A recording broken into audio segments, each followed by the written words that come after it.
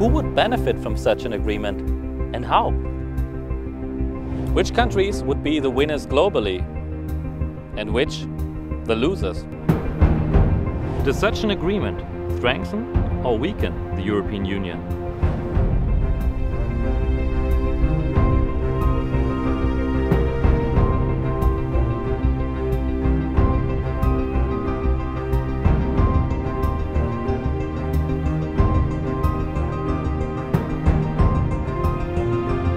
Over the past few years, bilateral trade agreements have been signed or negotiated in many parts of the world.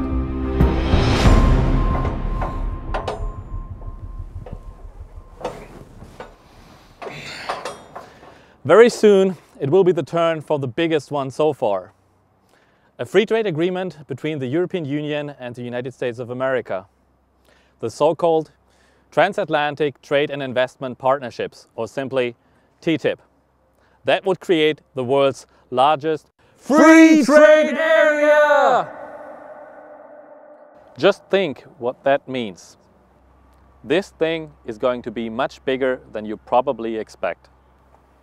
For this reason, we decided to have a closer look at the agreement with the help of the expert of the IFO Institute in Munich. We asked them to calculate the economic effects of such an agreement for 126 countries. They have calculated two different scenarios for us. In the first scenario, the USA and the EU agree only to reduce tariffs, which would have slight positive economic effects for both parties. If instead we project a comprehensive agreement, there are massive economic gains evident on both sides, with the US side clearly getting more than the EU.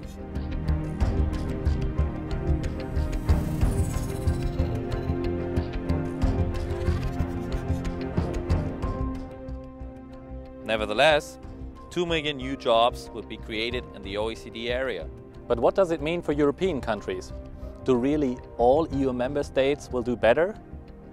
The answer is yes, but they would. But not all to the same extent.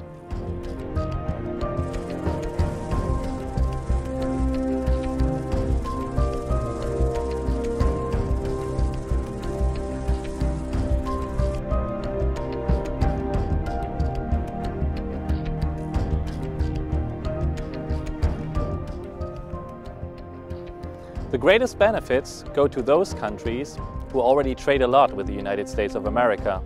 And the one that tops the list is the United Kingdom.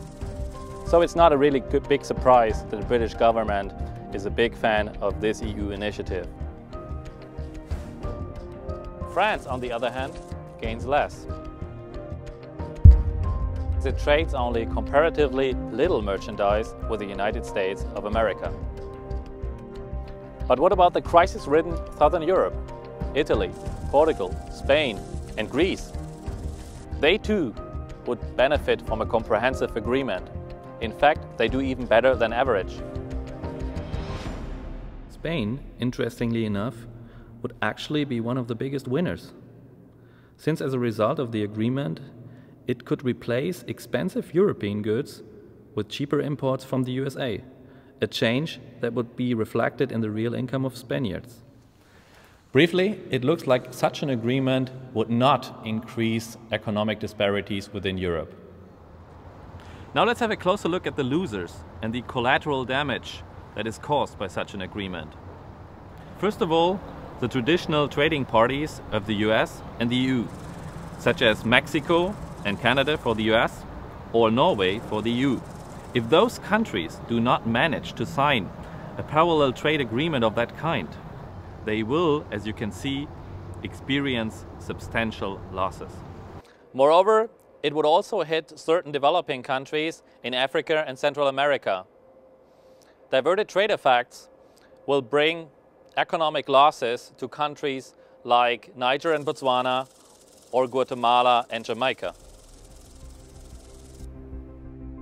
Okay, let's sum it all up. In purely economic terms, the USA and the EU will benefit from TTIP, especially if the agreement is comprehensive. The hard losses in real income for certain developing countries should give us pause, while hopes remain that TTIP will strengthen the general readiness of all countries to engage in the Doha multilateral trade negotiations. Long story, short wrap up. So long for now. Hope to see you very soon for the next GED Short. This is Uli Schof and the GED team.